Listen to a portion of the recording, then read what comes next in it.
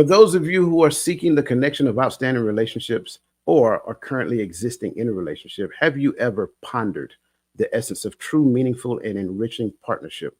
What if I told you that within the delicate balance of submission lies an unparalleled strength that fortifies bonds and nurtures love? In the second installment of our exploration of the art of submission, we dive even deeper into the transformative power of surrendering self for the greater good of relationship.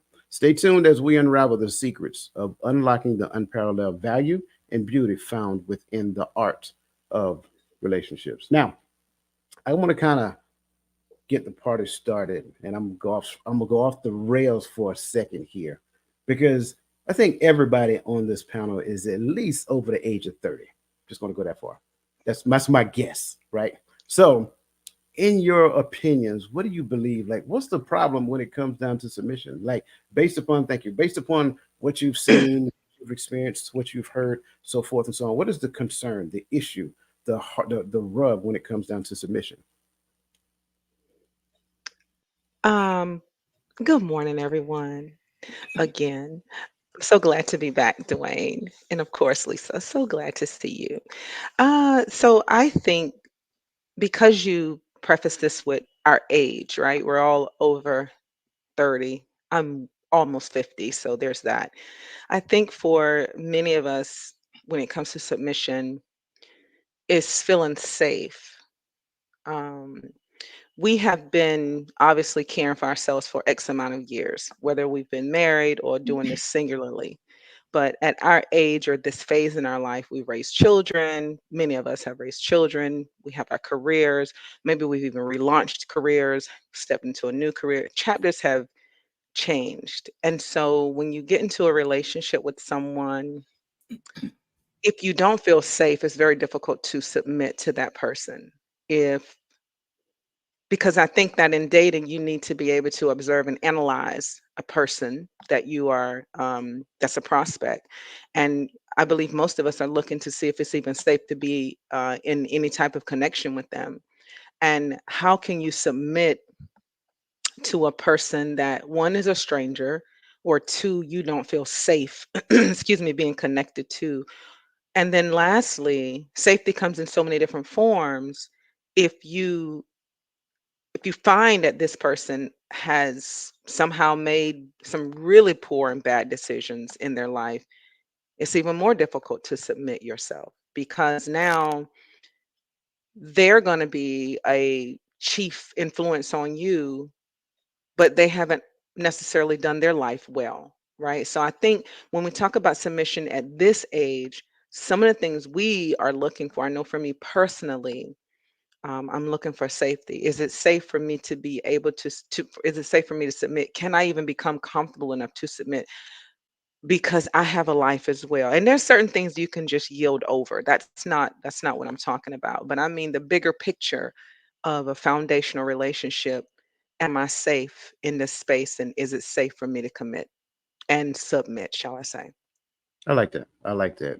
The idea of safety. And I love the way that you kind of make it make sense, right, for the masses, because I do agree, that that is one of the concerns when it comes down to submission. So thank you for sharing that. Lisa, what are your thoughts on the concern when it comes down to submission? Well, I think the I'm trying to make sure that I say this correctly. But overall, I think it's because people don't understand what submission means. Some people may think that it means that you need to submit to me because I'm the man, or some some women I may perceive it as I'm giving up something, and I may not be able to trust you with this, and that causes me to have some fear. Now, when you understand what submission means, then those fears or those concerns, they're not valid anymore. They're not something that you concern yourself. I like that as well, and I definitely do understand that from both sides. From the ruling over your home with iron fists, I'm the man, you must submit to me, or the other side of it, that I feel like I need to give up a piece of myself in order to, to submit. I'm losing myself. I'm losing my identity. I believe that is a concern as well. I'm in definite agreement with every version of your perspective. I am going to reserve whatever opinions I have because I was never instructed to submit in the space of personal relationships. So that's not my plight. I really wanted to get your guys' perspective because, again, it's better to hear that coming from you as opposed to coming from me because coming from me, it sounds more like a critique, regardless of how nice I say it.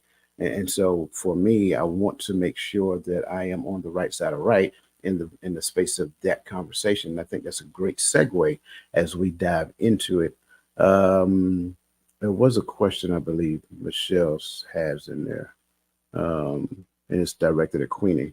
She said, "So what I hear what you're saying at Queenie is that we need to create or look for safe spaces." I personally, I think in relationships, again, and this is, if this was my 20-year-old daughter that I was talking to, I would I would share something a little bit different to her. Yeah, I would totally share something different to her and her partner, because they're much younger, they're exploring, they're just kind of figuring it out. They're figuring out what love looks like for them. So I don't want to impose my own experiences on them. So for them, I would share something different, right? But for me at my age, absolutely. I have too much. So let me say it this way. I've come too far to submit to the wrong influence. And I say that not because I can't submit, can't be vulnerable. Absolutely. Why not? But I think even in vulnerability, we want to be safe. And after you've touched the stove and been burnt by it, you use caution. And I think that at our age, we have to be wise in what we're doing. So, yes, for me personally, I want to create a safe space, and I want to be in a safe place, right? For me to be able, with the person, I'm looking at all the things that they are, so I can see if this is someone that I can fully just submit all of the things to, right? But I can be submissive in certain areas in a relationship, but I think it's still you need to be safe in that. I love it. I love it. Thank you for sharing that. And Michelle, I Hmm. hope she answered your question. So yeah, let's kind of get after this conversation because I think that's a great segue as we start talking about the challenge of submission and love. So the first question that I pose to you is that how can individuals overcome the fear of vulnerability? Because for me, I really do believe that that's really the gateway when it comes down to great relationships, learning how to become vulnerable, not just for women, but also for men. So, how can individuals overcome the fear of vulnerability that often accompanies the act of submission in romantic relationships?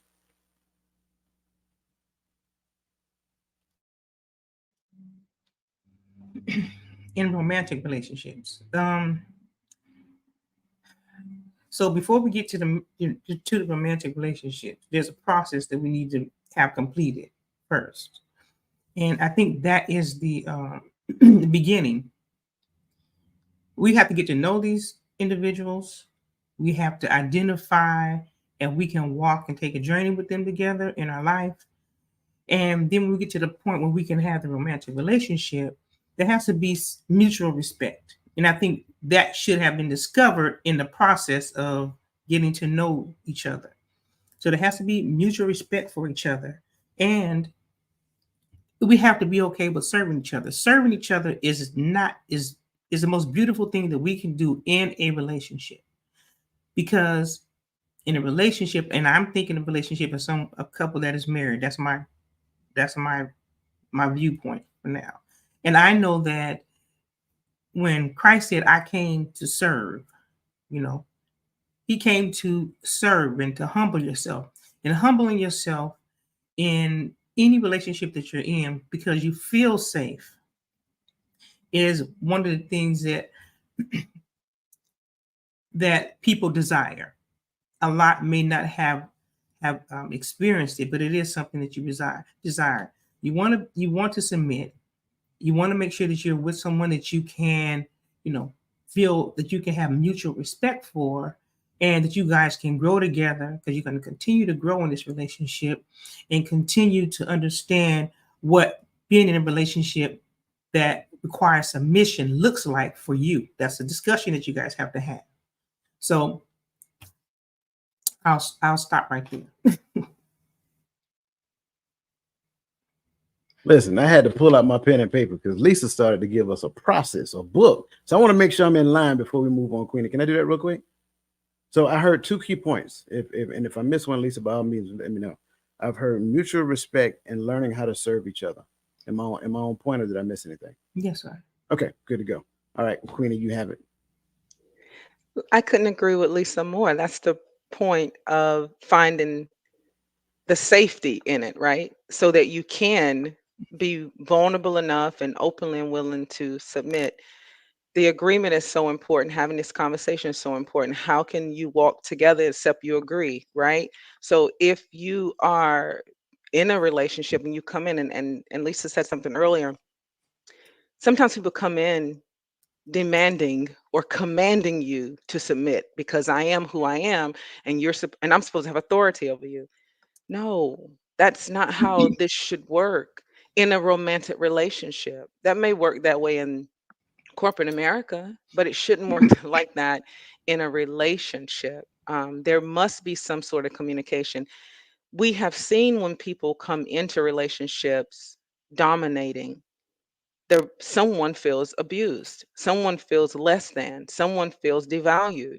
And if we want to, I believe we want to have healthier relationships, we have to keep in mind how we are approaching, our position in the relationship and what that causes another person to feel. So being able to overcome that fear starts with just showing me who you are, right? And I show you who I am, and having these uncomfortable conversations, these intentional conversations. If that's what we want in the relationship, then I don't think either side should be opposed to talking it through.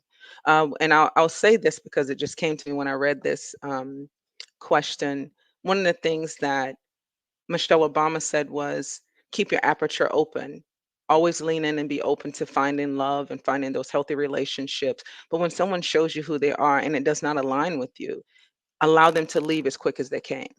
So I think that sometimes we continue to drag these things out, right? We're not safe. We don't feel like we can be vulnerable. We don't feel like we're connecting. We don't feel like we can even see a future with this person. Well, do you think you'll be with them in 5 years? No. Do you want to, do you want to do this with them? No. But we're still in connection with them, like it's going to change. If you choose not to be vulnerable, if you do not feel respected, if you do not feel loved, if you don't feel that someone wants to submit to the relationship and to who you are in that relationship, or you don't feel that you want to be submissive in this relationship, then why are we doing this anyway? What is it for? And I think that when we address these, these are nuances that I believe we all should address to figure out where we are in the relationship and where we want the relationship to go. And if I want to be vulnerable, I want to be safe, and I want to be loved, then I need to be able to express that and then lean into trying it. And if it doesn't work, after I lean in, then I need to sit back up. I'm loving it. Now, if I could package everything you said, and you correct me if I'm wrong, what I just heard you said is that I need to understand what authority looks like. And that looks for both sides. Like men have to understand authority, have to understand where authority comes from. First of all, and that's how I say it. Understand where authority comes from, and then women also need to understand authority as well. And I like the fact you brought in the notion of the corporate setting, because that fits as well. I don't think it's totally absolved of it. I think what we've seen in the past is just bad leaders and leaders who don't know how to be leaders. Like, sure, there is a responsibility of an employee. This is my job position. This is your job position. You are the leader. But by that same token, you just don't come in the office and pound the desk and say, I told you, blah, blah, blah, blah, blah. So the same thing from the corporate setting also exists in the personal space of relationship as well. There is a way to do things. And I think that's kind of like what we're getting at. There is definitely a way of doing things that recognizes that I'm dealing with another human being. And more importantly, I don't own that human being. I am only, depending upon the position, men, I am only, my responsibility is to grab her by the hand and usher her to Christ. That's my sole purpose in the relationship. If I'm viewing it as anything else, then I'm doing it wrong. Women, my responsibility is to recognize that he is the guide as we maneuver the space, and by his lead, we're going to Christ. That's how I view it. Now, in conjunction, and I love we started off with the process because you guys know I'm a process oriented person. Um, I love the notion of mutual respect first. I really do believe that if you don't have it within you to respect another person, right? If you don't have it within you to respect another person, then that means that you there's some work that you need to do on you. I think that would be point zero before we get to one, two, three, and four. Do the necessary work on yourself that makes you more relationship savvy, if you will. Like if you don't have good relationships with people, 9 times out of 10, you won't have good relationships with another person. Now, I know somebody just heard me use the term good relationships, and I told y'all last night there is no such thing as a good relationship. The relationship that you experience right now may just simply be better than a relationship you had in the past. We're all in pursuit of the idea of good relationships. So I'm saying that intentionally because that means that there has to be an authority figure in this relationship that supersedes this person. And if I understand that first and foremost, now we're heading down the pathway of good, which means the relationship within itself, responsibility is to grow. So again, do the work on me first before I get into the space of relationship. And then we do the work on each other in the space of relationship so that we can grow. The only way that we can get there is if we first learn how to become vulnerable for the sake of what is potentially possible for us in this relationship. And I think too many times what we do is we try to control the narrative so that we will know the outcome. If you need to know the outcome, then you're going to struggle in the space of relationship because everything is hopeful moving forward. You don't know what tomorrow's going to bring in your life. So that's the key. And so the very foundation, in my opinion, has to be a belief system that is hinged on the notion of faith.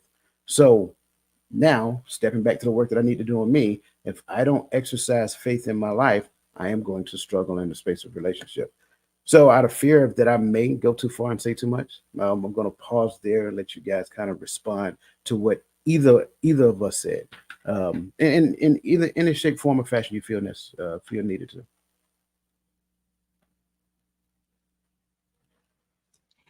I wanted to, when I listened to your description of taking her by the hand and leading her. So there has to be some submission there, and there has to be finding you trustworthy there.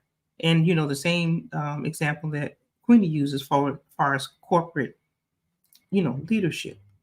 And like you said, across the board, how you are in one relationship is going to be the way you are in all relationships. And so when you use that example, I can see, you know, in my mind's eye that this person is willing to allow you to lead them because they've submitted to you and they trust you. And one of the posts that I put up this week was about Sarah. All right, ladies, don't get me. Just listen to me first before you respond. They coming for you. It's coming. I seen that post, by the way.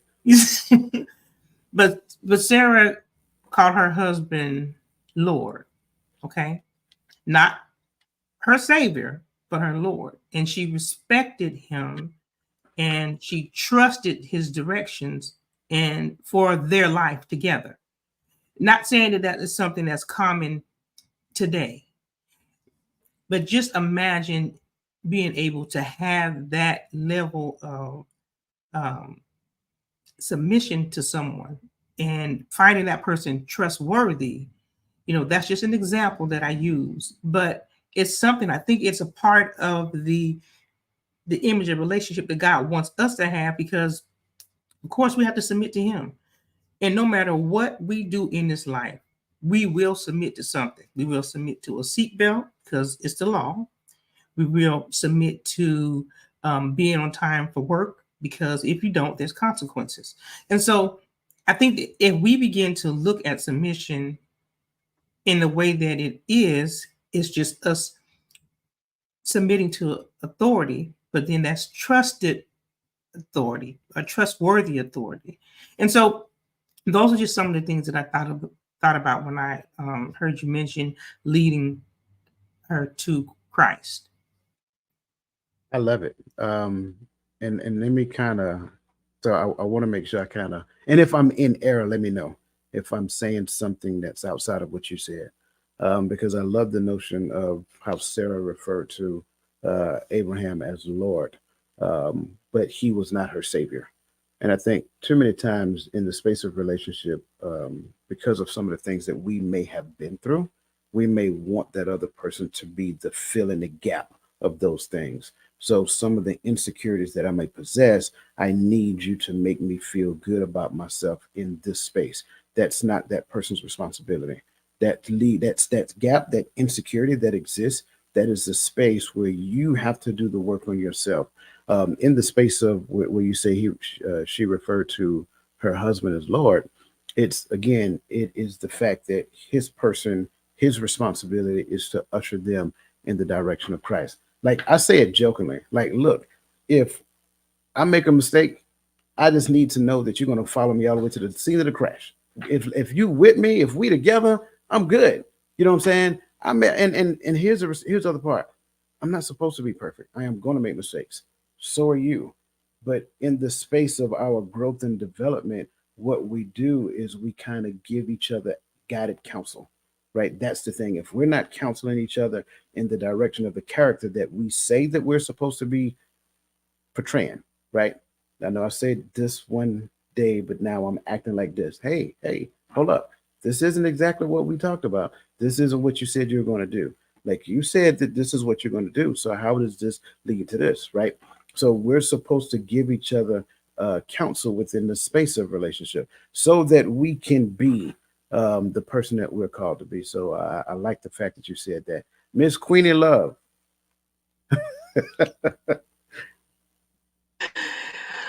Oh, I just love it here.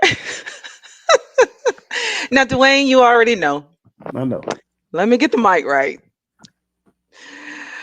Lisa, I love you, girl. Now you know. Listen, as soon as you said Sarah, you were like, "Yeah, now y'all don't keep." I giggled over here. I didn't know where you were gonna go with it, but let me just go ahead and say this now to your viewers. I'm not the scripture girl. I am not. Although I was married to a pastor and all the things, I still give a more worldly view, and here's why. Because there are a lot of people that are in the world that are struggling, even though they are closer and coming into the body of Christ. They are still in this world struggling. So, Lisa, to your point, you're right. She did refer to her husband and submitted and called him Lord. It's just like some women now call their men daddy. It's no different, right? Because it takes a lot, and I'm being real, it takes a lot. So whenever this trickles down to the world over here, Dwayne, then they're gonna know what we're talking about. It takes a lot for a woman, and you may not agree with that, but in relationships, some women call their man daddy, and some men call their woman mama. I know old heads that do it, young heads that do it for various reasons. Okay. So when they do that, it is very humbling. It is submissive. That's what it is. But it's also you do that because you feel safe. A lot of times I don't care if you started out calling them daddy and they were this, and then suddenly they do you wrong and mistreat you and take you through it. That fades right on away. Now you start calling them by their name, Tom, John, Lucas, or whomever. So whenever you do feel safe and you feel good and you feel kept and you got all the feels, you will submit. You will say those things. You will treat them differently. You will draw near to them. And I grew up when I grew up, I was told we should submit to each one to another. Like not just because this is the person, only them. We all deserve that. But I promise you, if there's no safety, someone's gonna pull back and not do it. If they don't feel safe, or if they don't feel like the person's even worthy of it. So I think we have to check in with ourselves. I love when you said that, Dwayne, that we start with zero first. Checking in with self before we even go one, two, three. We are at ground zero. Self, making sure that we're right, making sure truthfully that we feel okay, we feel safe.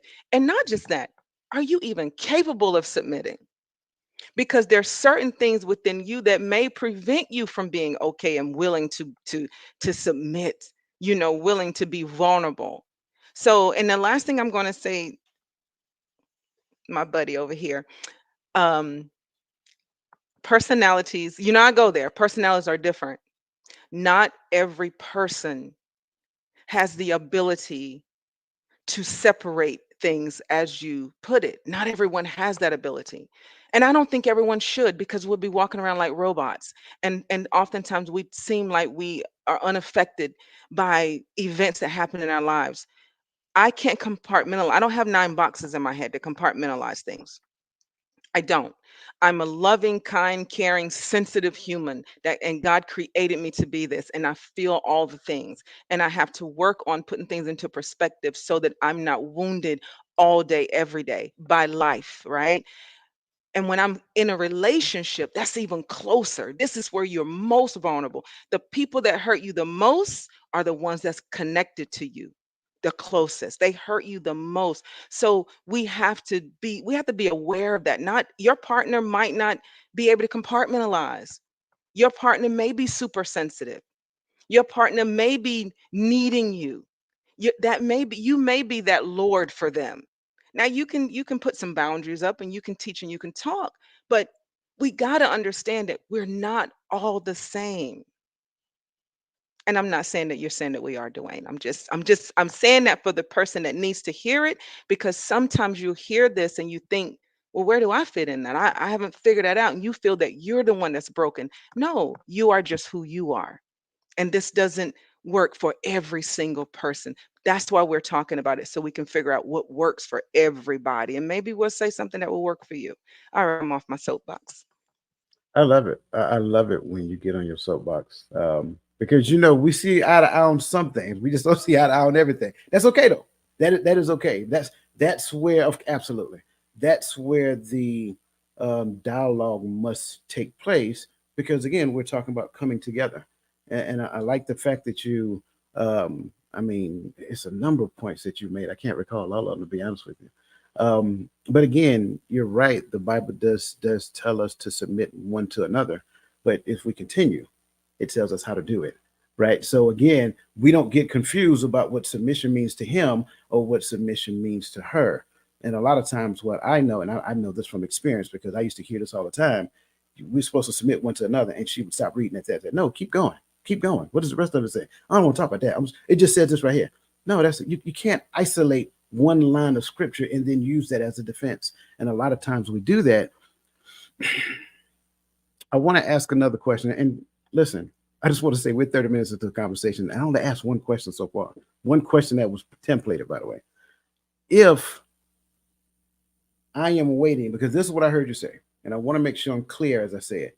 If I am waiting to see a thing in you before I submit to you, then am I not leading into this relationship through the lens of fear? That's point number one. And then number two, why do I think what is told to me conditional? Because it was told to me. Case in point, the Bible says, husbands, love your wives like Christ loved the church. It doesn't mean wait until I see that you're submitting to me before I love you like Christ loved the church. That means that I need to learn what it means for husbands to love your wives like Christ loved the church.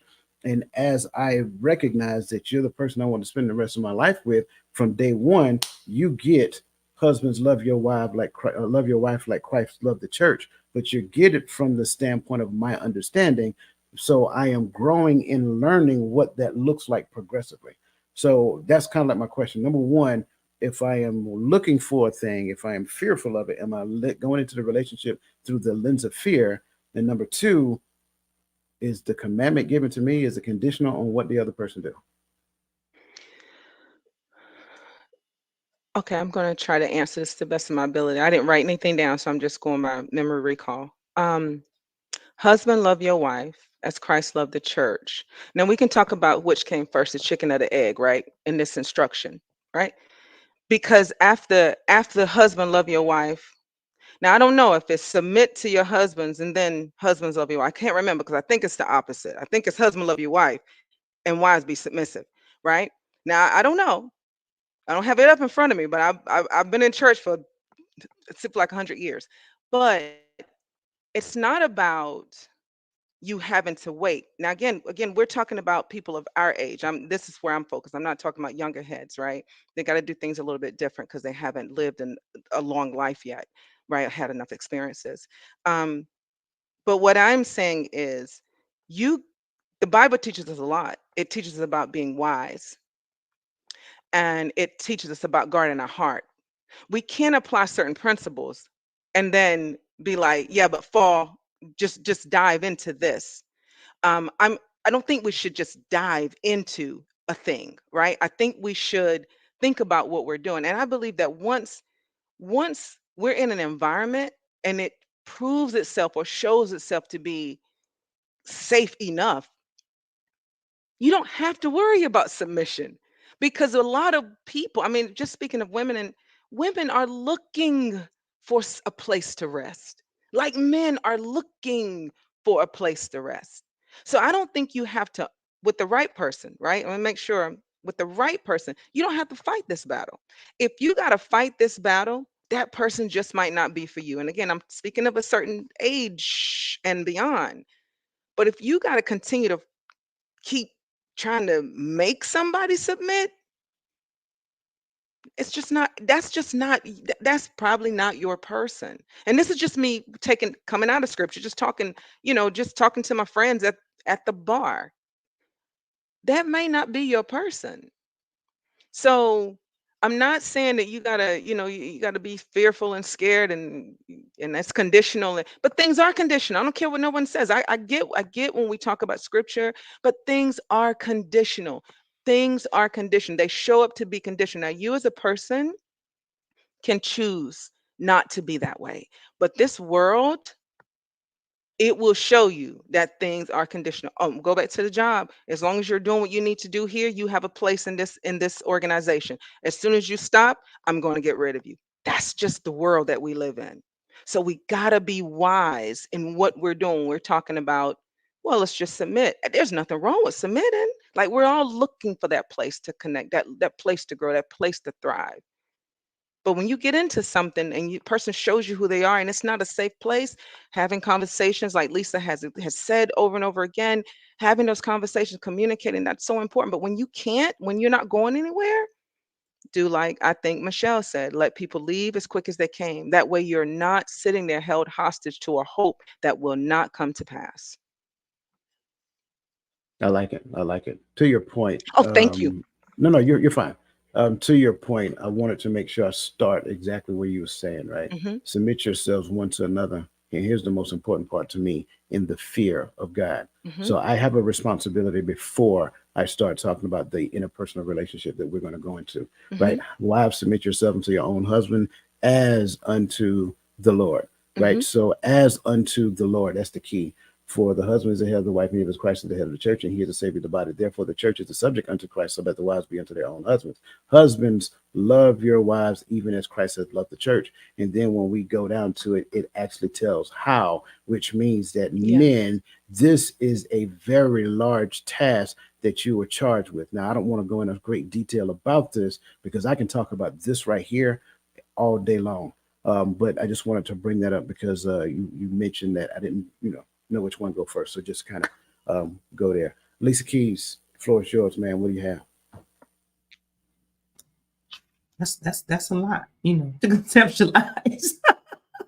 But I got you. Um, to your question, and to what you just shared in Ephesians 5, as unto the Lord. Both individuals are responsible for their work. Like you say, Coach, my yard, my work. I don't know if I'm quoting you right. My So boundary, my my yard, my yard, work. okay. So it's our responsibility before we enter into, and to me, when it says as unto the Lord, that indicates that I know where my identity is. I'm not confused about who I am or whose I am. And if I say that this is who I am, and then I'm striving to make sure that I am adhering to the principles that were given to me, being under Christ, then that means that I understand my identity. I need to connect with my identity. You know, the same person has the same identity as unto the Lord. Because if we don't, and and when I say that, I want to be very clear. I'm not talking about superficial. I'm talking about identifying that this individual actions, his or her speech or behavior lines up with what we say as unto Christ. Because, and that takes time, because people can put on facades for a little while. So that's why entering into any type of covenant relationship is a process that we have to take our time to enter into. Because if we don't, we're gonna end up with that wolf in some sheep clothing. So we have to be mindful. And so we're responsible for our decisions. And if we miss or disregard the red flags that we see because we are desiring what we want more than anything else, then that's going to be, those are consequences for our decisions that we're making or we're choosing. And so we have to be able to identify who this individual is. I wrote down a note when Queenie said the right person. And that's up to each individual person. What you believe, what you look for. For me, I have to talk on the space of where I am and what I look for. So we had to be mindful. We just had to be mindful of entering into these relationships haphazardly. Because what happens when you enter into something haphazardly, you're going to get the consequences of entering into that relationship. You driving down the street, not paying attention, and running the red light, bam, it's an accident. So we have to be mindful, and it's our responsibility for our choices. And we can't blame somebody else if they do something that will offend us or hurt us, because we have entered into this willingly and we haven't taken the time to get to know who this person is. And I guess my big takeaway for this, and this is something that I learned, I have not always been here. I am learning. God is teaching me. I'm striving to get to know him better, understand his principles. And I believe that his way is the best way, because I've tried it my way. Didn't work out. So that's just for me. I'm not trying to influence anyone else, but I'm just saying that is how I have to look at things. And I land right there. I'm sorry. I love it. I love that response. And I think that's kind of like where we get stuck, right? And I think, Queenie, you mentioned this previously. You have some of us who are just coming into Christ and still trying to figure the rest of it out. And I think, to Lisa's point, I think that's where everybody is at some degree of the journey, right? Especially in the beginning, we like to call them babes. I really hate that term, though. But we like to call them babes because they probably just accepted Christ, a few weeks ago, a few months ago, whatever that looked like, and they're still trying to figure it out. And I think a large portion of what we call figuring it out is trying to figure out what I need to dump off of this journey that I acquired from the world, as I learn what I need to put in this boat that I now have to journey in. So there's a lot of things that we were taught early on. There's a lot of things that we've learned in when it comes down to negotiating the space of relationship. And I think a large portion of that is that, okay, do I want to keep this? Or do I want to throw it away? And so it becomes a matter of like versus dislike, as opposed to understanding. And understanding for me is always the key. Well, what I mean when I say that? Well, going back and looking at this idea of submission, sure, before I even met you, I should have already submitted myself unto the Lord without question, right? Now, I am negotiating this space of relationship with him. He don't have to dump anything. I'm the one that needs to dump. What am I dumping? I'm dumping all of my insecurities. I'm dumping all of my confused states of existence and all that other great stuff, so that he can teach me how to be in relationship with him. So when I find someone who is actually doing the same thing, only thing that's happening is that they're just restructuring something now. So now something is being restructured. What does that look like? Okay, well, everything is unto him still. It didn't change, right? Submission does not necessarily change who we share the space of submission with. now has been adjusted.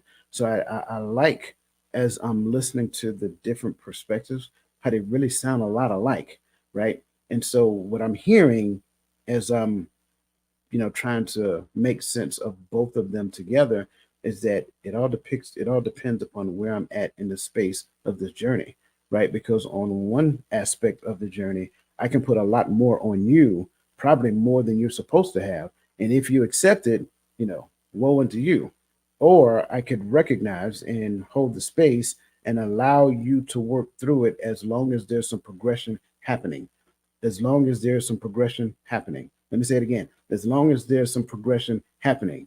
But don't hold me hostage to you telling me, oh, I need to do it when I'm comfortable. No, that means you need to go find a space where you're comfortable. Because even in the space of our existence, complacency should never be an option. And when we choose complacency, that becomes a problem and we create problems as well. So even in relationships are supposed to grow. It should be a place of continual growth where we are empowering and challenging one another, not threatening and all that other great stuff. So this was just the introduction. Okay, so we so listen, let's move on. Let's move on to the next section because I think this is where it's really going to get good. Submission and communication, opening the floodgates of honesty. Okay, how can couples create a communication environment where submission is expressed as a form of honesty and openness rather than obligation or suppression?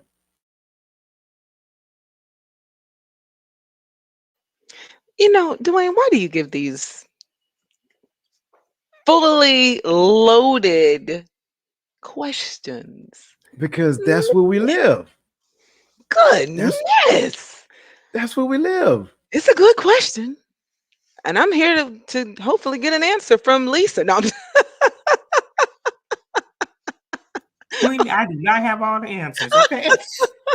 I'm trying to tell you. no, how can couples create a communication environment where submission is expressed as a form of honesty and openness? Submission is expressed as a form of honesty and openness. I think you got me with the obligation of suppression. Like what? Um, uh, God, do we feel that? Yeah, that's how his brain works. You're right, Nick D. I get it. Believe me, I know. I've known him for a while, which is great. He has a beautiful mind. So let's see. He challenges me here because I try my best to stay where you all are at, and I'm all over here talking to my worldly people. But let's see. So honesty, and I love us. I love all of us, right? But seriously, so honesty and openness. I mean, God, I think like the obligation and suppression is what's got me because I've never felt that communication was obligatory. Maybe I did feel that I need to suppress my ability to communicate. Anyway, let me just get out of that because that's where I am. I'm just like, man, I've never even thought of it that way. However, I believe that probably someone on the other side might have felt that, it's an obligation, right? But honesty and openness, I think for me personally, with a couples, look, if you're both walking in the same direction, and I have to say that because I do know that oftentimes we couple with people that we're not equally yoked with, and maybe we change somewhere along the way and we rise and they stay the same or whatever. So sometimes you wind up in these imbalanced relationship and you still love them and you're still committed to them and you're still loyal. So it becomes very, very challenging. But I'm going to say this, if you're both walking in the same direction or you both desire to walk in the same direction, then what more of a beautiful space can you create than having a place for honesty and openness? It's when you're constantly keeping secrets and you're lying and you're deceiving and you're cunning and you're playing all these games that are toxic that you're going to have problems. You're going to feel that suppression and that obligation. But I think if your heart and your mind is in the right place when you're looking at your partner, I mean, you talk about that. Like you know you. you really do need to offer space for this person to share who they are so you can learn who they are. If you're still, again, I don't know how long you may have been together, but what relationship what relationship can actually work without some sort of openness and honesty? I mean, truly healthy relationship. So I think that we should have that conversation and push and work towards that. I'm big on going to get counseling. I'm big on having accountability couple partners, like other couples that are in the same boat trying to make it. Not that when you're with the girl or you're with the guy that you're out here doing conniving and underhanded stuff. I'm talking about people's character that is not in question. I mean, you create these spaces if that's what you want. And if you don't want it, then you will go against it. You'll do the total opposite. But I think you really got to, again, know who you are. But this is a big one, Dwayne. I'm like, what? Yeah, I just think that starting with knowing where you both are trying to go. And I love the fact that Dwayne mentioned the word complacency. And if there's no growth and someone's being complacent in that relationship, then that's a clear indicator that they're just not trying to go in the same direction. You have to make a decision then. But if you are open to this, then head into the direction. You lead with honesty, lead with openness. Both of you do that. Both of you. It's not one or the other. Both of you do that and be accountable to that. I know we got into a fiery pit about accountability before, but be accountable to that, to each other for that. I didn't say you, so don't you do that. I just said we got in a fiery pit. That's all I said. I ain't say who with me in that pit. My feelings was almost hurt. Don't do that. Don't I'm do that, joking. baby. I'm Don't do joking. that. Lisa, bring us home, girl, because this was a big one for me. I don't want to simplify it. Yet I think that when I look at the question, how can couples create a communication environment? And you mentioned, Queenie, about creating that environment and where it's a safe environment. And I think that when we come into relationship, we're in relationship. As you said earlier, Coach, we're growing. So there's going to have to be there's going to be some ebbs and flows because we're trying to get to know each other, and we have to create that place. Like I want to liken it to creating our own kingdom for our family, or creating our own, you know, safe place for us to abide in, where it's just us. And I'm including the relationship, which is God, as unto the Lord. So where it's just us, and we're using the principles that is given to guide us in this environment of relationship, then it's up to us. We have to do some work in this. That's some work that's required for us to do. And we come together in my field, the real estate field, they call it the meeting of the minds. So you have two persons, the buyer and the seller, coming together, and there's a mediator. And we're coming together so that both individuals' needs can be met. And in this case, I just use that as an example because the mediator, which is Christ Jesus, and the one that we are say that we're in relationship with, he's the one that's going to help us in these environments. Because if we're adhering to the principles that he has put in place for us, then coming together, whether we want to accept it or not, because sometimes we're stubborn and we don't want to adhere to. I remember going through, I'm going to veer off a little bit. I remember trying to learn about submission and my emotions. And I was like, well, I know that in his Bible somewhere, God says that he cared about my emotions. I know. I searched it for the longest time. I'm serious. I searched it and I was like, okay, so I know that so I was going through this process, and it was so uncomfortable for me because I needed to understand why I believed something that was not in this document that I said I believed in, and something that I have expressed for most of my life. And I'm not going to tell you, but for most of my life. So I had to understand what his principles and his will that was best for me.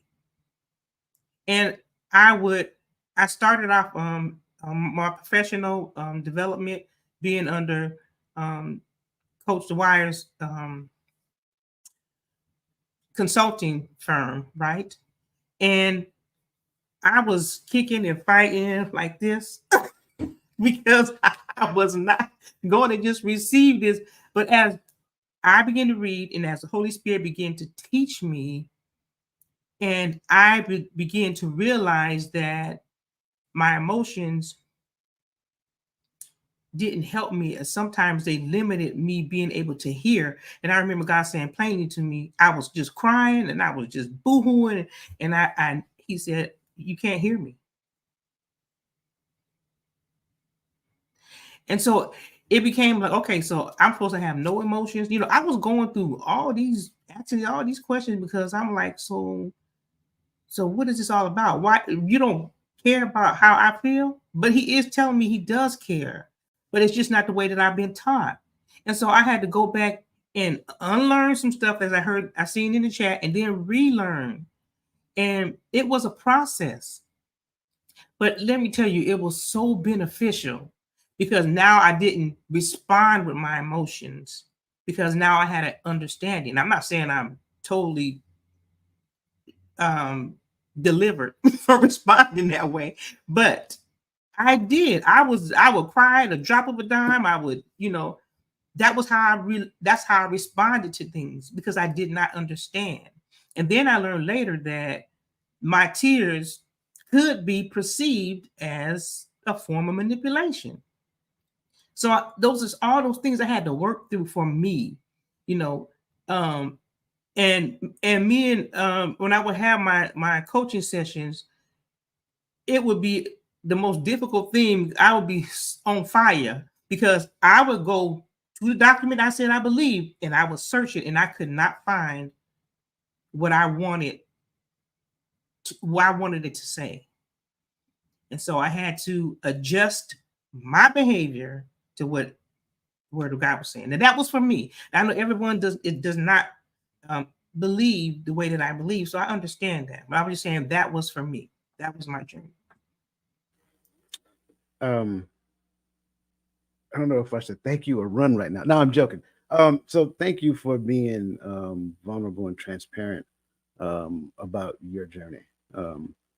And I remember those conversations as though it was like yesterday, to be honest with you.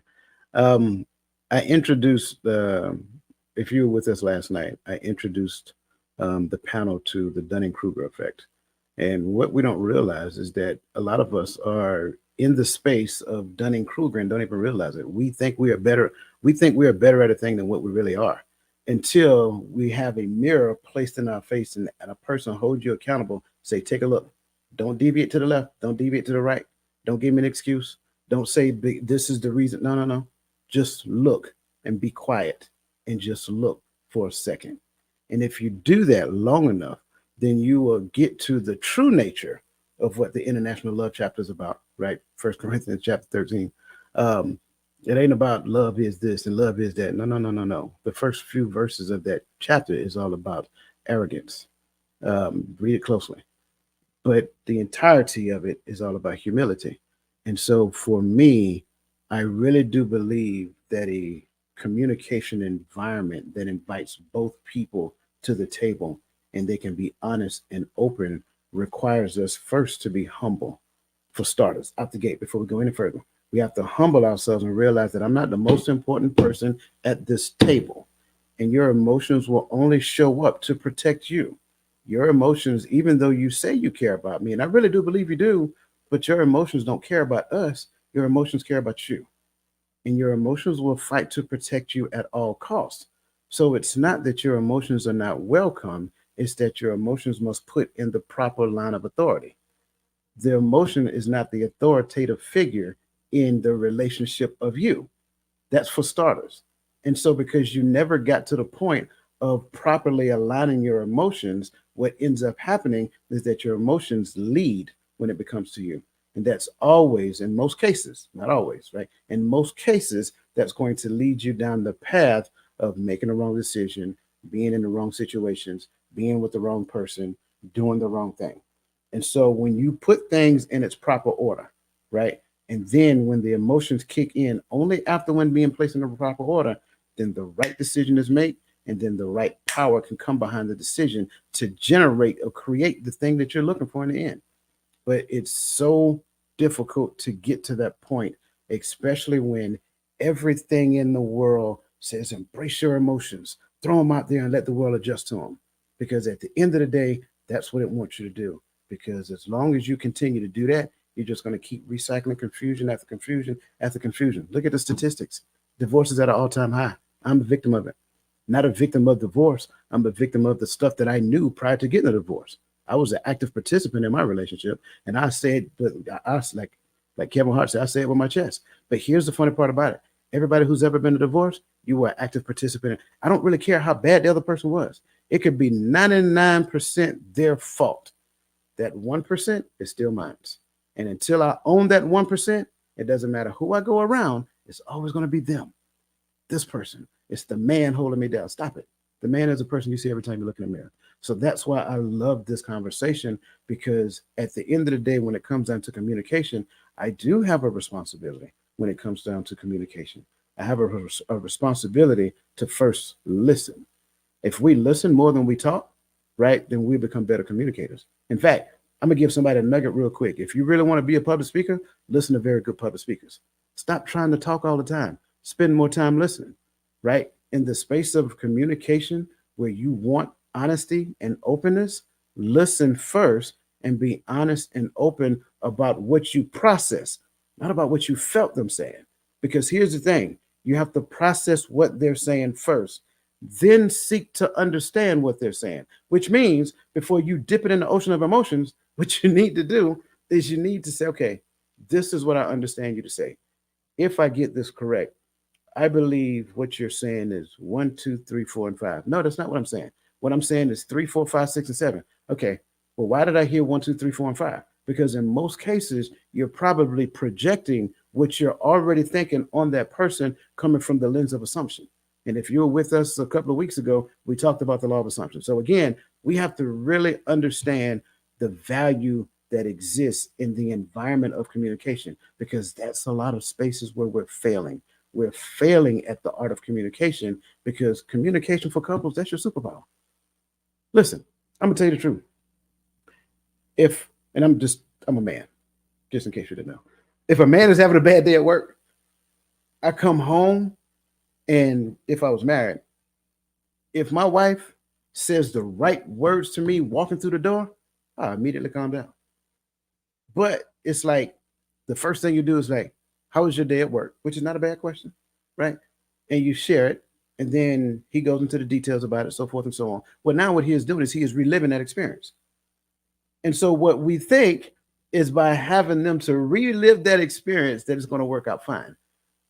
But instead of reliving the experience, what do you say? No, it wasn't such a good day. But I tell you what, if you want to talk about it, we can.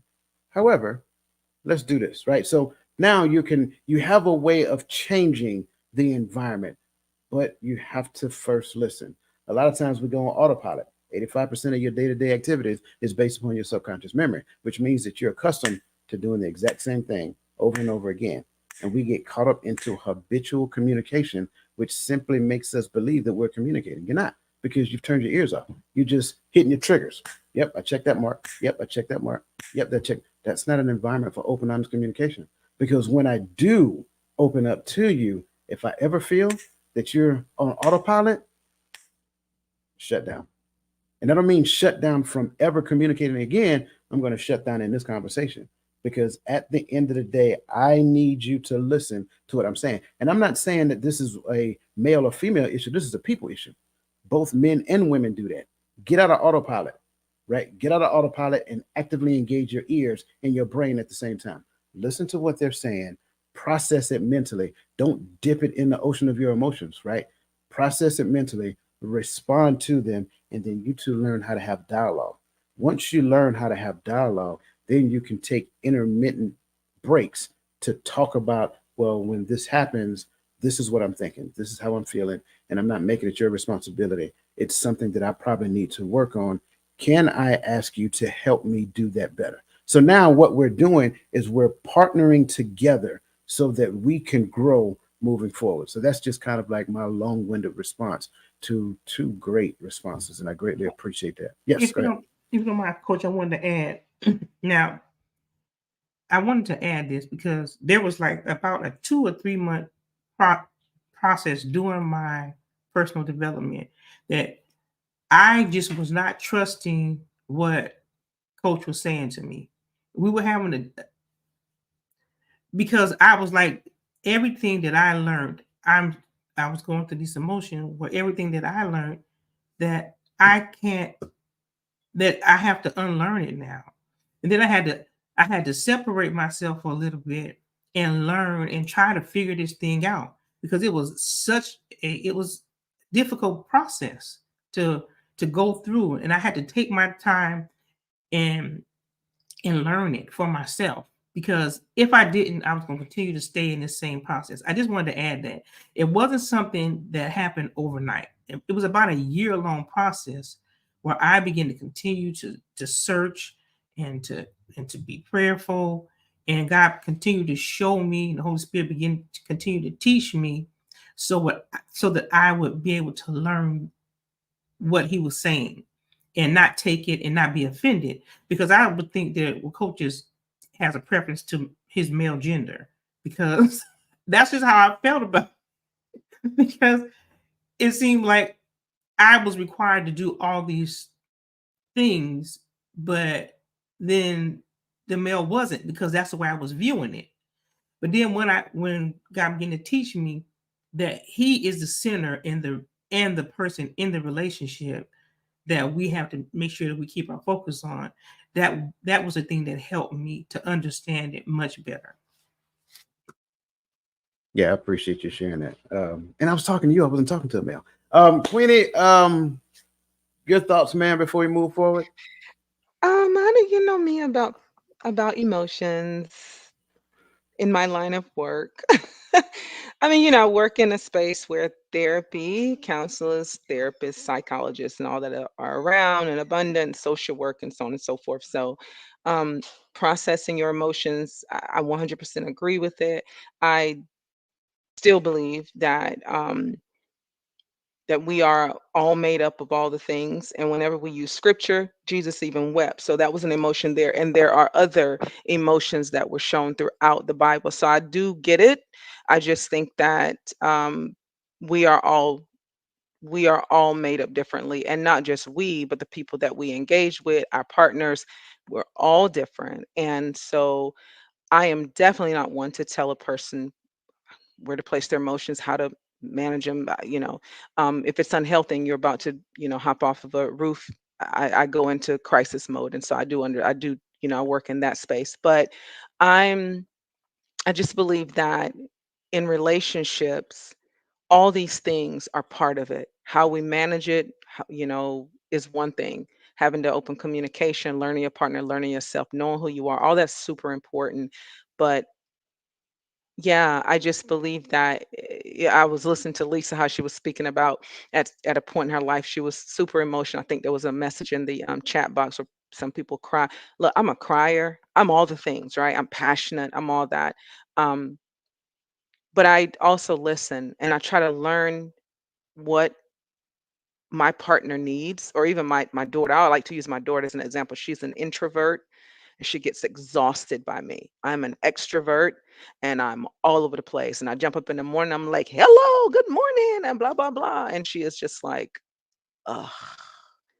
And I used to be so sensitive to that because I'm like, I'm showing you all this love and I don't understand. And it wasn't until she was probably 19 did I even hear her when she said, that's just not who I am, mom. That's who you are. And I'm like, oh, that is right. But this is the way I show love. And I thought, and I want you to know I'm engaged and I want you to know I'm here and I'm mom and it was too much for her. So now I've learned, as we said, listen to what she said to me. And now I govern myself accordingly. It doesn't change who I am. I still get up and I give the hello, good mornings to the people that are able to receive them. And to her, I turn it down a notch and I'll be like, hey, girl. And I move right on. And I'm okay with the level of energy that she gives back to me because I truly understand her. But as disrespectful as that emotion that she showed me used to be, I used to perceive it as disrespect. Like I grew up saying, if you don't speak back, that's disrespectful, things like that. Now I've changed how I look at this. Now I'm like, nope, that is who she is. And I love her just as she is now that I have a better understanding. So in relationships for me, I'm just trying to I let people be who they are. That's your space. Now what I do with that is on me. But this is who you are. This is how you show up. It works for me or it doesn't work for me. I work for you or I don't work for you. Either way, I just respect where we are, and all things have a place. Everything has its place. It just may not be with me. I love that. That's all I have. I love that. And it's here's why I love what you said so much, because you said the exact same thing that was said. You just said it differently, right? And to somebody else, when they heard it, they're like, no, they're thinking that it's an opposing point of view. It is not opposing point of view. You had to listen closely. That's why I love listening to these different perspectives, because the different perspective gives us different means of navigating the same journey, right? To your point about your daughter, I love the fact that you brought that up, because that's your daughter, right? I'm not trying to spend the rest of my life with my child. I love my children, right? But I ain't trying to wake up to them in the morning. You see what I'm saying? So their personal reality is their personality, right? Personal reality. Their personal reality, again, only gives them a perspective of the world. So it's for us to expand and grow and all of that great stuff. So thank you for sharing that. And I greatly appreciate that. Listen, I want to make sure I see you guys in the chat. You guys are adding value. But as you can hear, they're just going to town up here, and I greatly appreciate what they're saying. So it's not that I'm ignoring you. It's just that we're just vibing with the conversation. Michelle Ray, thank you for the donation again. We greatly appreciate that. All donations are given back to you in the form of the value that we actually provide you to you. That said, let's move on. Not the next question. I'm going to go. I have a Yes, question. I'm sorry. I don't yes. want to. I just have a question. Like I read the comments and I hear you, but this is what I want to know. To you, Dwayne, understanding these principles and relearning things, right? Putting things into a different perspective, figuring out, how we should navigate. Have so now we've learned these new principles. Many of us have. Has any of these new principles in application brought us closer in the relationship with the people that we want to be in relationship with? So because I believe you're asking me that question. So that being said, All of us, but all yes. of us. Okay. So I can't speak for everybody else, for starters, but from my understanding, based upon conversations and so forth and so on, the answer is yes. And how is it being that way? Because what I'm seeing, what I'm discovering, is that people get to strip the facade earlier. It makes them be honest with themselves so that they can be honest with somebody else, which is the layer that exists between the space of quote unquote get to know you, right? And so people tend to hold a facade, right? They hold a facade in space for as long as they possibly can so that they can get what they want. And then once they get what they want, they still hold a facade there until it becomes exhausting. And now you're just gonna get the shotgun blast of who I am. But we already tied the knot. You didn't put a ring on it. You see what I'm saying? So what I've learned, stop it, Lisa. So what I've learned, so what I've learned is it makes you intentional on taking the facade and putting it to the side. It's very difficult to live a pure, authentic life because you've practiced facade your entire life, right? So this is who I am, but it makes you intentional about stripping it down and say, okay, listen, this is really who I am. I am not a perfect person. I don't speak perfectly. I'm from the South. I'm about 5'8". I'm dark skinned. I got a gap in my mind. Like all you'll be completely honest. You know what? This is me. So now you're getting the truth up front. It's nothing left for you to discover. You see what I'm saying? And if we do that, if we can be bold enough, and that's the key, if we can be bold enough to do that and get outside of all of the craziness that the world teaches, because you've been around you've been around a little bit. You got to be 6'4", 6 pack. You know what I'm saying? All that other. It's ridiculousness. So when a person gets to the point of realizing that this is not really who I am, this is just my earth suit. Who I am is in here, and this person is screaming and yearning to come out. But this person says, no. It's like the Hulk. You know what I'm saying? Go away, come on out. No. Right. So that's what it is. And in learning from these principles, right? It's not perfecting the principles. That's where the other side of it. That's the extreme version. It's not perfecting the principles.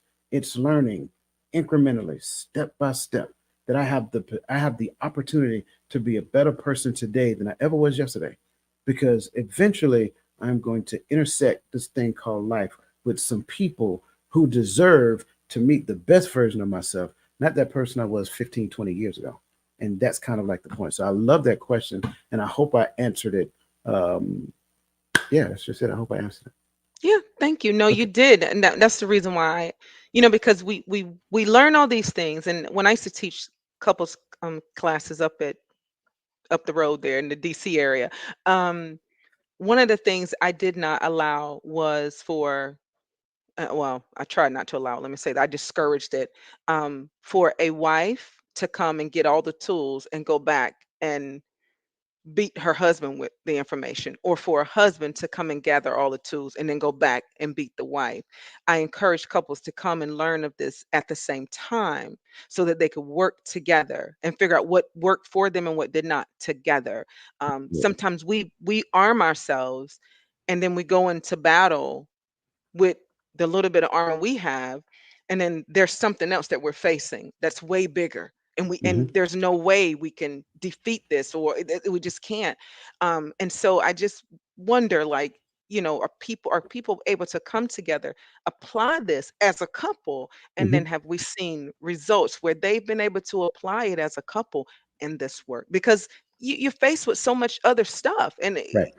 you just are. So Yeah. thank you for the answer. No, you're very welcome. And I one last point before we move on to the next question. One of the first most difficult things to learn is that everybody's not your enemy. In fact, no person out there is actually your enemy, period. That's the very difficult thing for somebody to learn, especially when they've been through a bad experience, because they want to look at everybody through the lens of their pain. No, because what you have now done, you've placed horns on everybody who tells you hello. What's your angle? What you looking for? No, stop it.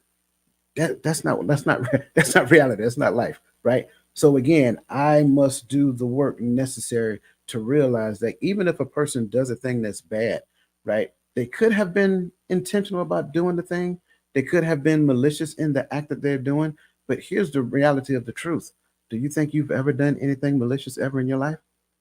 If that's possible, then look at you, because the same level of grace that you're about to give yourself in the next question I'm about to ask you that you don't know yet is the same level of grace you need to give that person for their behavior at that particular point in time. And the answer to the next question that I have not asked you yet is always ignorance. You don't know what you don't know. And a lot of us go into a relationship space thinking I'm gonna get them before they get me, especially when it starts looking like I can't control the motion in the ocean. That's why I say it's like we try to do a thing that stems from a spiritual realm, but we want to do it in an earthly form. And so we continuously fail at it. So again, long-winded. I'm sorry, let me get the next question. Okay.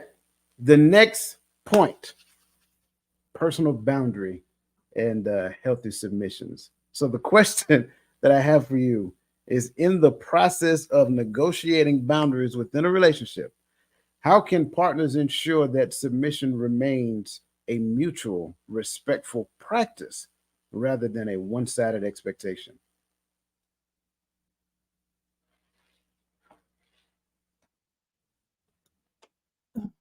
Okay, see. Queen, tell us um, that listen out.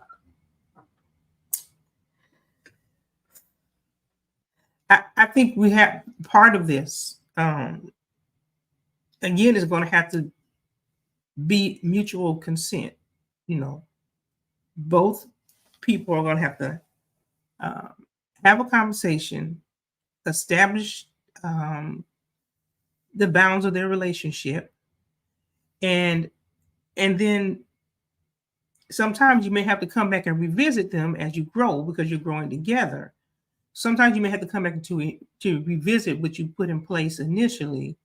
Um, but and I think that's the part of, because we're growing when we come together, we're constantly growing. We're constantly growing together. So the way we thought, or the awareness that we had when we initially entered into a relationship and set these guidelines for our relationship, may have to be some readjustments to them. And I think that that will help with the one-sided expectations. In part, I think that will help with the one-sided expectations. So we have to respect each other and those boundaries that we initially set. And I think that should be the easy part of it. But to even say that we have to respect each other in that relationship, I think it shouldn't have to be said. But I think we have to say it because sometimes um, our in the relationship, the individuals, some of that old residue may show up. And so when that shows up, we have to stop and we have to address it so that we can stay in our environment, and that it will would remain peaceful. So I think those are some of the aspects to this question that would be helpful.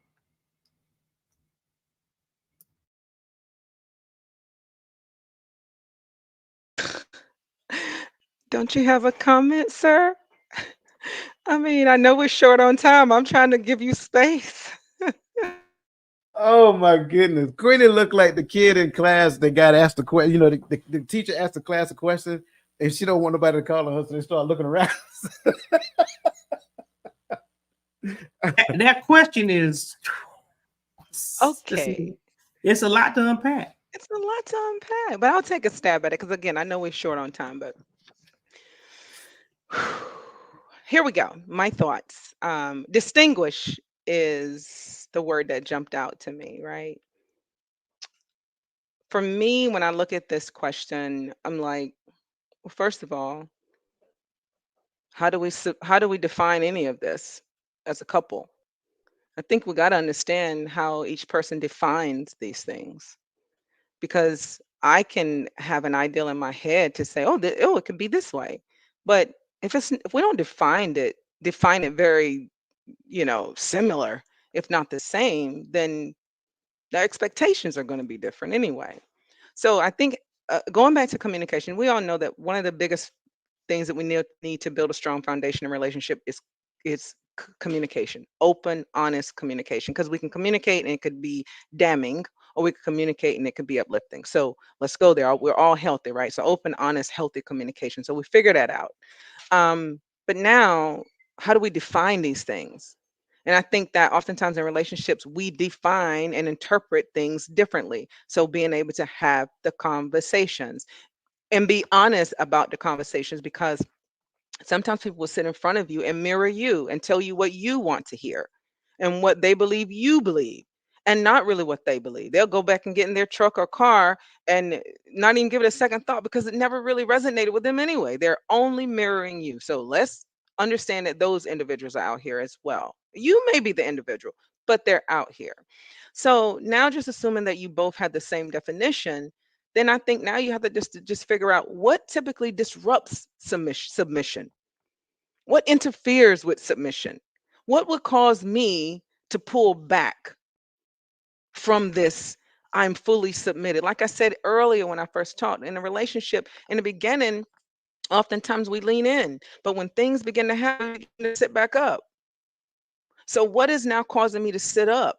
When we're talking about boundaries, are we in agreement on boundaries? I go back to what I said earlier. How can we walk together if we don't agree? So, do we agree on what a boundary is and what does it look like? Personal boundaries. Baby, I need my Saturdays to myself. Does that look like, oh, she needs her Saturdays to herself because she's wanting to be in the street because my last girlfriend was, and now I'm triggered by that? Or does that mean, oh, I respect that that's who she is? Saturdays is when she does her content, blah, blah, blah.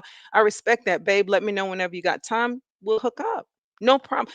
This communication must happen early on in the courting stage. Y'all do know it. My this age, y'all know what courting is. So in the courting stage, right? You got this is where you kind of discover these things. You talk and you and for the young heads, listen, they got all kind of games out here, cards that you can just have these conversations to dig deep to know the person and learn who they are. So that when you have these type of conversations about compromising, you know, some or personal boundaries or compromising their well-being, you can get a picture of a person by having these conversations in a less threatening environment, so that by the time you get into it, to me personally, well, now you just are expecting what they told you that they are, or expecting them to be who they told you that they are. And if they're not, have a different conversation. What does that look like now that you've discovered they're not who they said they were? But at its face, define it. Define what it looks like. What's going to interrupt or interfere with me being vulnerable with you? Me moving in humility with you. Once you show me that that you're capable of hurting me intentionally, maybe I need to sit up. That's all I have. That was good. That was really good. I like that. I like both perspectives actually. Um, I think in a condensed version, as I'm looking at this question, this assumes that some things took place already. The get to know you phase has already gone past. Boundaries have already been established. Um, because I would be the person to tell you that if a person does not respect your boundaries, then that person is not the person for you. That's just my own personal take on it. So these things have already been established. The conversation have already had. You've got to know one another. You understand what submission looks like. You understand what respect looks like. You have boundaries established, and both people are respecting each other's boundaries, and you're doing the work on self. So I'm assuming that that's where we are. Understand what I just said, because if you understand everything I just said, what I'm about to say moving forward is not for everybody. I'm gonna say that part again.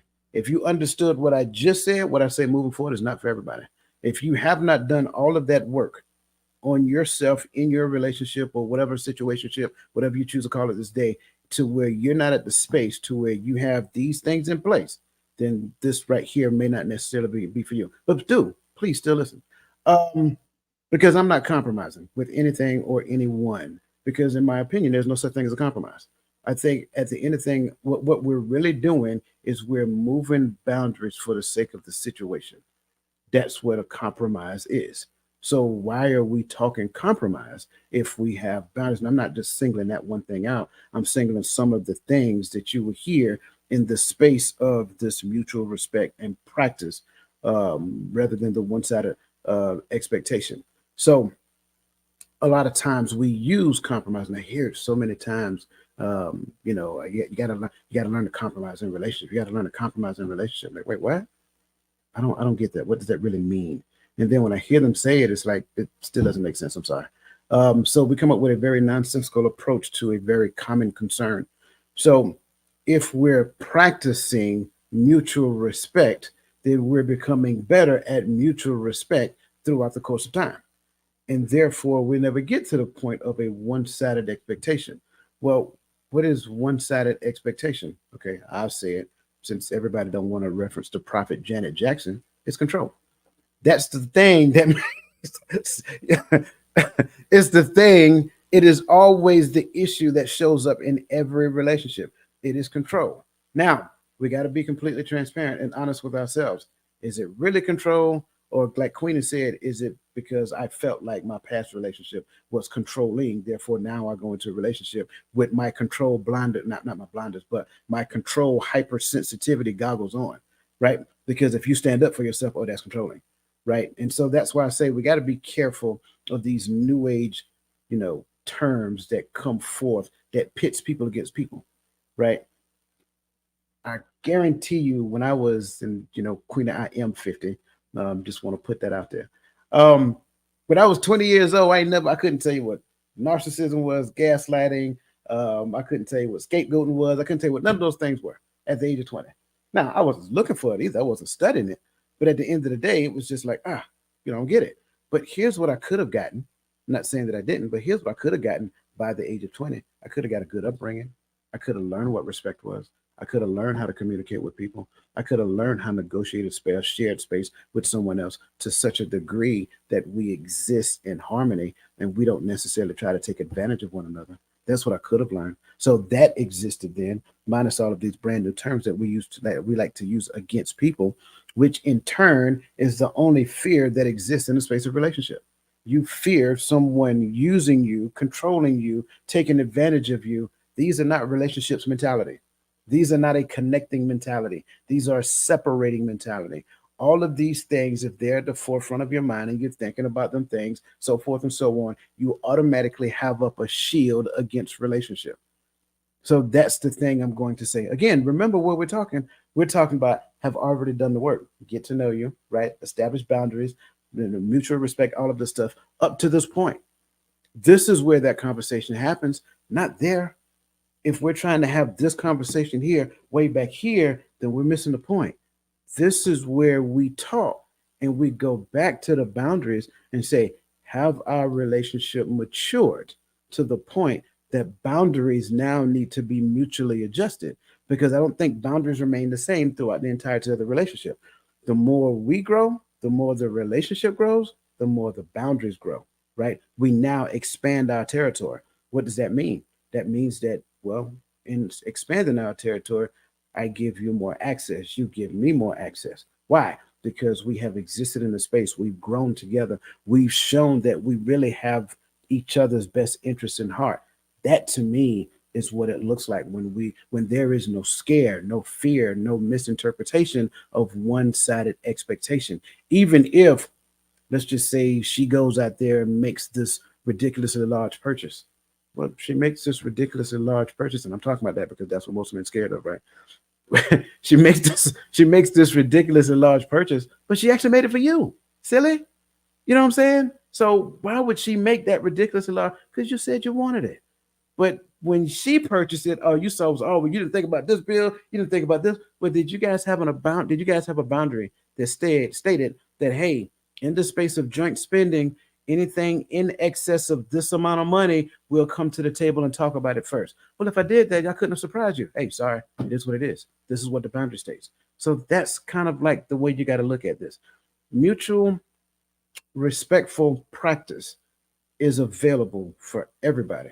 But the first thing that we need to understand is we have to posture ourselves so that we can recognize it when it's available. And a lot of times we're not ready for it. We'll say we are, but then when it's presented to you, I'm like, that doesn't sound good. Anything that sounds too good to be true is true. What? What? Come on, let's be for real. Okay, we've been a little long winded today. I greatly appreciate you guys for staying with us and all of the value that you added in the chat. I greatly appreciate these two because they are amazing and awesome, as you guys have already heard. I know Queen is itching to go get her Saturday started. So let's go ahead and dive into our final thoughts. And Queen, I'm going to let you go first, right? So let's get into the final thoughts first, and then we can actually move on out of here. My final thoughts is really simple. We are all striving to get there. We're all desiring better connection, developing better relationships, not just on our side, but from the recipient, from the receive on the receiving side as well. Um, and it's work. None of us are there. I don't care, how much work you've done, you still have a little bit more to do, right? And all we can do is govern ourselves accordingly. And the more we learn, the better we can show up. So don't be hard on yourself. Give yourself grace, the same grace you would extend to others. Give it to yourself first. And know that you deserve exactly what it is that's in your mind, the work that you're doing, whatever life you're building for yourself, you deserve to have that. So work towards that. And follow me, check me out. I'm Queenie Love, and I love loving on people, and I believe that all of our opinions and all of our thoughts, they have a place. So continue to grow and be yourself.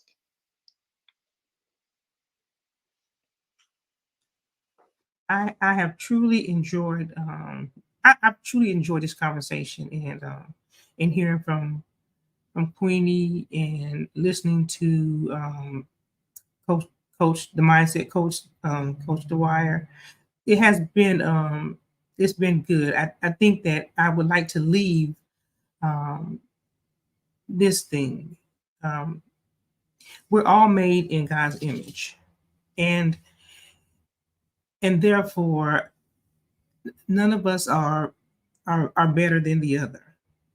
And it's so much more beneficial for us to work together and not work against each other, and to continue to shed off the things that we were taught incorrectly, um, in the past, that was taught to us, and to continue to learn um, what's beneficial for us. So when we learn, when we're healthy, then we can enter into all of our environments, whether family, whether it's relationship, whether it's coworkers.